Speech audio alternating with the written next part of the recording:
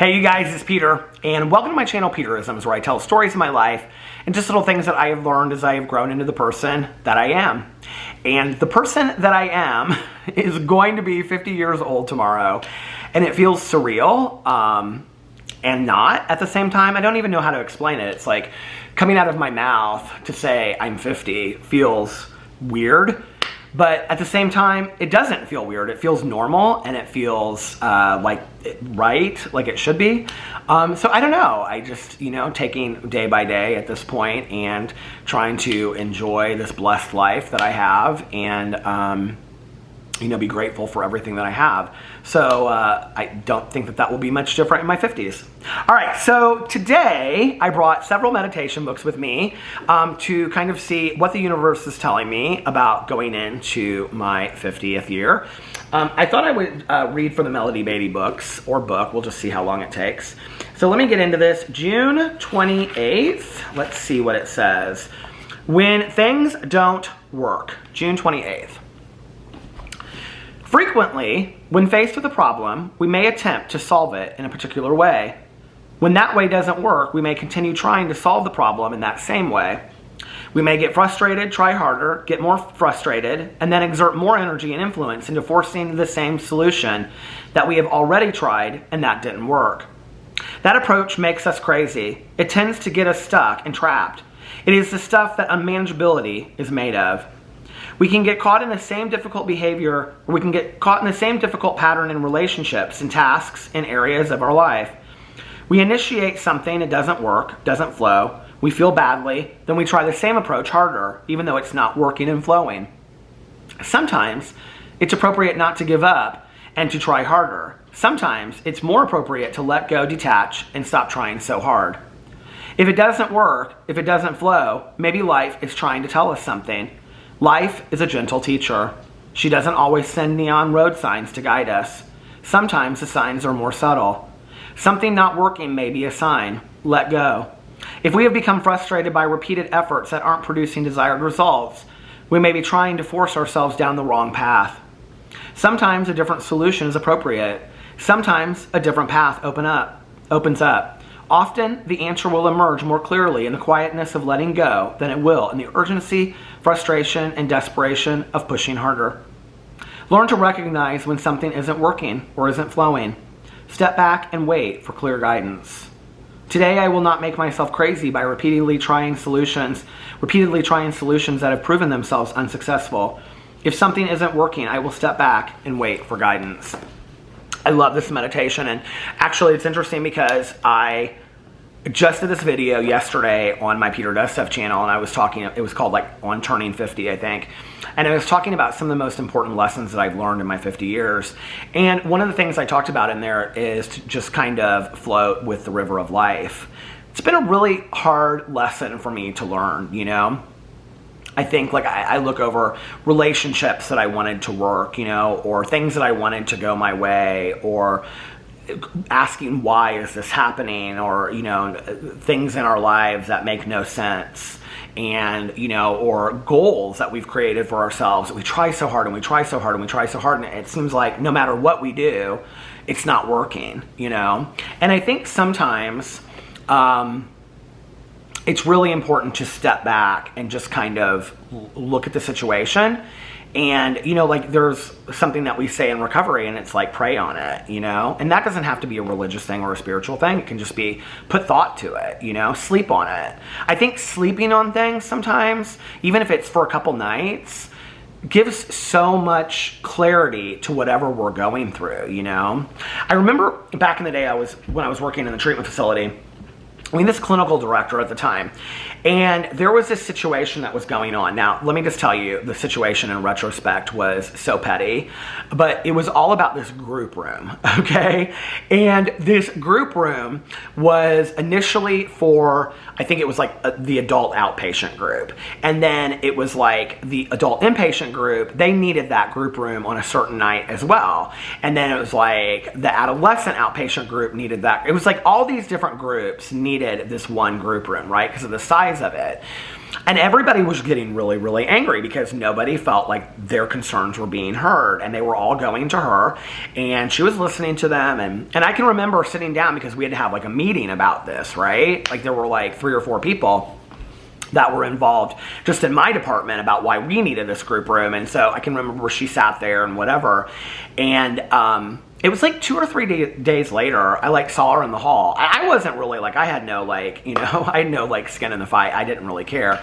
But like I passed her like in the hall like 2 or 3 days later. I've never forgotten this. This is one of the wisest lessons I've ever learned. It took me a long time to get it and start applying it, but I've never forgotten that she said this to me. So I said to her, we were just kind of talking, and I said, like, whatever happened with, like, the group room thing? Like, I haven't heard there was a solution. She was like, I haven't made a decision yet. And I was like, that was like 3 or 4 days ago. You haven't made a decision yet? And she kind of looked at me, and she was like, no. And I was like, so when do you think you'll make a decision? And she was like, I don't know yet. She was like, the right decision hasn't come to me.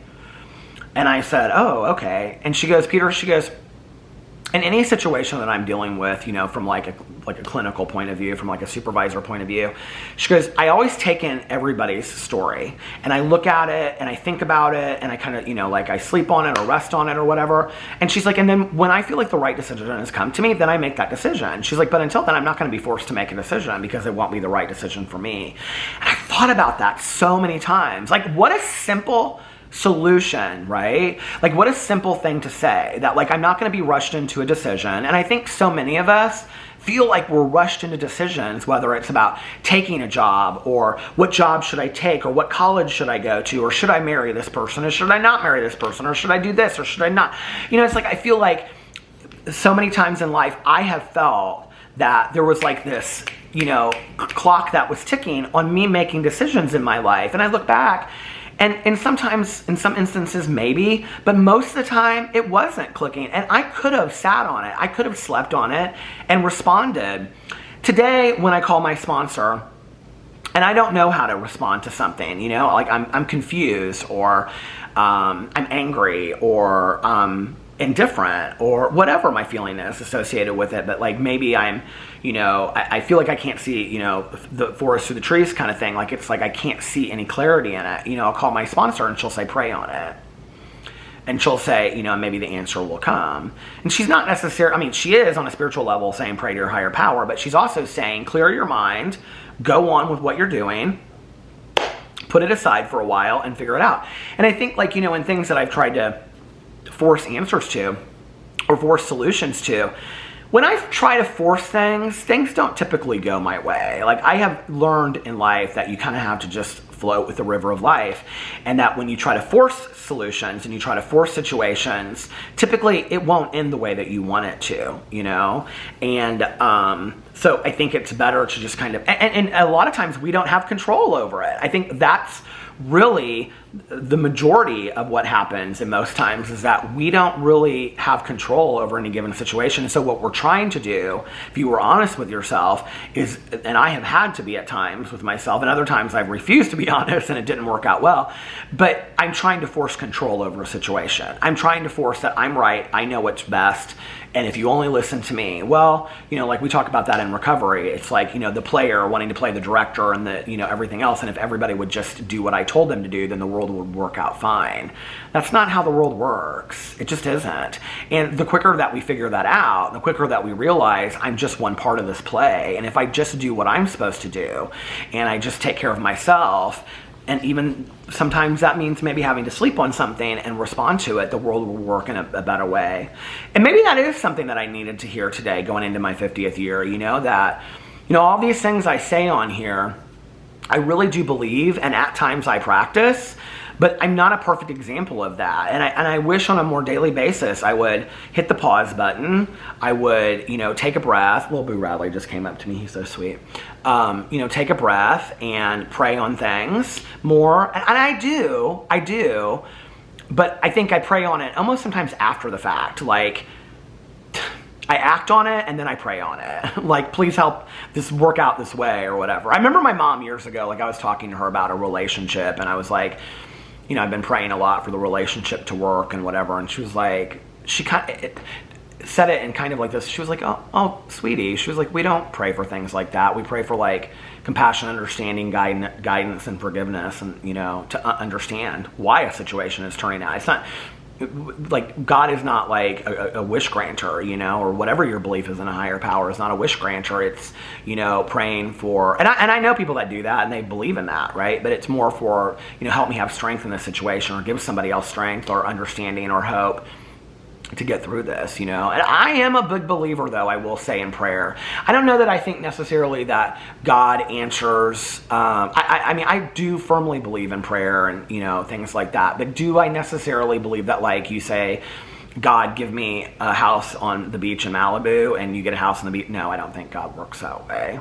But, I think going into my 50th year, if I could really cut in half the times that I'm reactive and I'm more responsive, and like my clinical supervisor at the time, I took a deep breath and really allowed myself to take some time to decide how I wanted to respond to something. I think I would eliminate, like I said, like half of the situations in my life that don't go the way that I want them to, or and ultimately, like looking back on things, one of the things that I've learned in my life is that at the time, I may be really upset with how something turned out, and 3 years down the road, look back on it and be like, it turned out exactly like it was supposed to.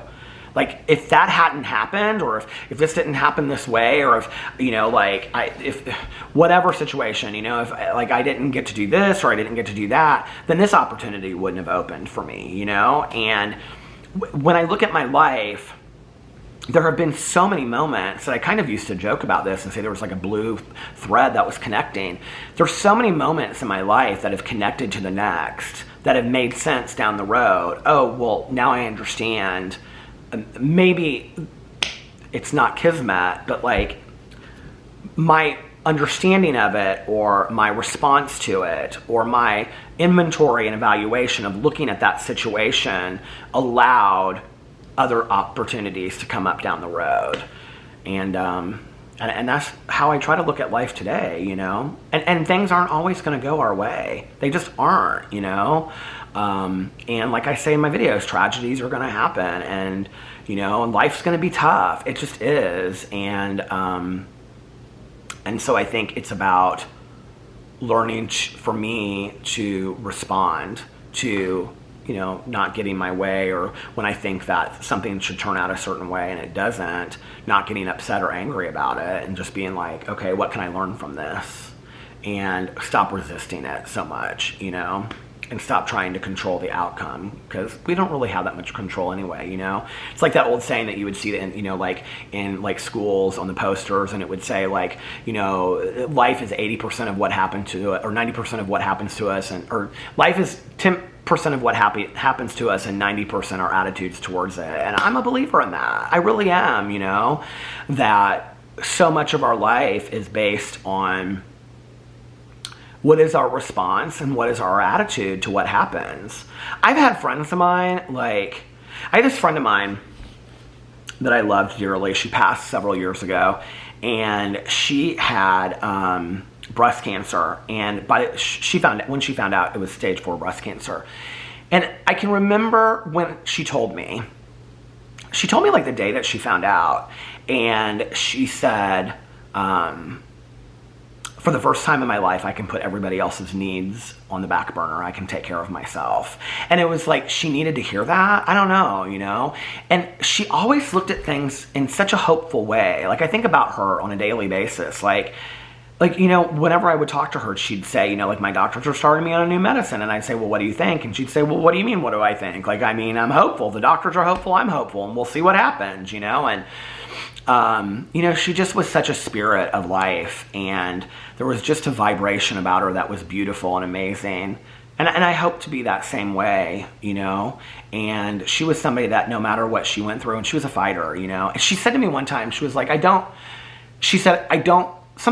love the word survivor, she said, because she said, I feel more like, I'm a fighter, or something like that. I can't remember her exact words, and I don't want to misquote her, because she was such a beautiful soul. But, she was like, I've fought this with everything that I have, but she's like, I've learned so much about myself by having gone through all of this. And she was amazing. And I look at the way that she responded to the cards that were dealt to her, and she didn't ever question it. She rarely felt bad for herself, and she just was like, this is what's happened, and I'm going to take it one day at a time, you know? And and she started doing things for herself that she really loved. Like, she started going scuba diving in this island in the Caribbean, like, you know, once a year with all of her family. And she took a lot of trips, and she started dressing in more wildly, not wild like risque, but she would buy herself stuff that she loved. And, you know, like, she loved this one perfume from that Labo or whatever it's called, and she would wear that. And, you know, I just was always like, you're so cool. And she was like, she's like, I don't have time to waste being somebody I'm not anymore, you know? And I love that about her. And I think that's a great attitude to have towards living. So I think I'm going to remember her going into my 50th year, because she was such an inspiration for life. So anyway, let me know what you think about that in the comment section below. You know, one thing I have to say that I forgot yesterday was, since Lil Boo Radley is sitting right here and he's letting me pet him, it's kind of weird. I hadn't thought about this until yesterday, that whenever I would end the videos just on this channel, and I would say, and I'll see you guys tomorrow, Tucker would always bark. Do you remember that? And so it was kind of sad yesterday. I recognized that he wasn't around to do that anymore. We've really been missing him lately, you know? I think it's important to acknowledge loss and grief, and but also remembering the good times. And Alex and I both have been missing a little Tucker lately, so. But we got Boo Radley. We still have little Boo Radley. He's looking up at me with his little tongue. Anyway, I love you guys so much, and I will see you tomorrow. Bye.